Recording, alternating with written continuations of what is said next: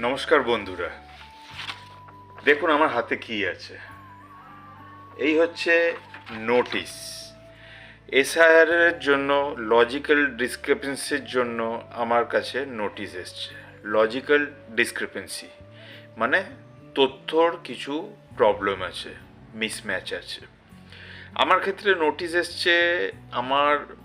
আমার যাকে প্রয়োজনী দেখেছি আমার মার বয়সের মধ্যে 15 বছরের গ্যাপেরও কম আছে।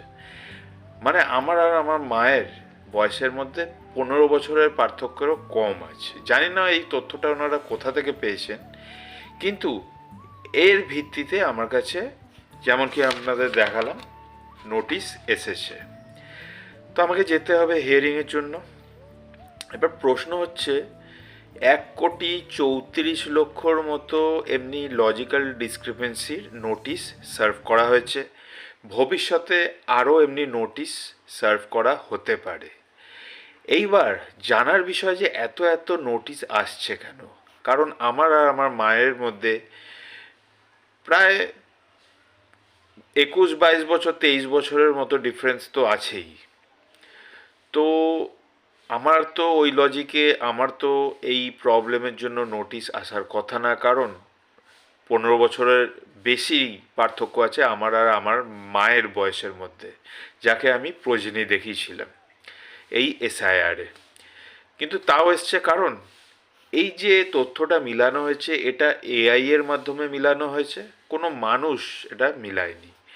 এটা কম্পিউটার এআই এর মাধ্যমে মিলানো হয়েছে, যেখানে এআই ওই লেভেল অবধি পৌঁছায়নি এখনও যেখানে মানুষের মতো সে ভাবতে পারবে। সামান্য সামান্য ভুলের জন্য, সামান্য সামান্য তথ্যের অসঙ্গতির জন্য নোটিশ সার্ভ করা হচ্ছে। চ্যাটার্জি, চট্টোপাধ্যায়, গাঙ্গুলি, গঙ্গোপাধ্যায় এমনি প্রবলেম হলেও নোটিশ সার্ভ করা হচ্ছে। আসলে নির্বাচন কমিশন এই এসআইআরটাকে একটা হাস্যকর পরিস্থিতির দিকে নিয়ে যাচ্ছে, আর সাধারণ মানুষ হয়রানির শিকার হচ্ছে। বয়স্ক থেকে বয়স্ক মানুষ হয়রানির শিকার হচ্ছে।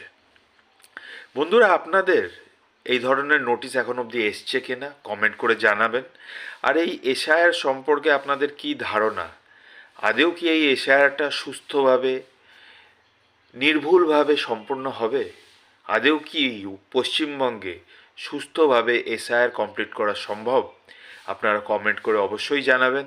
আপাতত আমার ক্ষেত্রে আমি তো হয়রান হচ্ছি, কারণ আমার সমস্ত ডকুমেন্ট ঠিক আছে, তাও আমায় শুনানিতে যেতে হবে।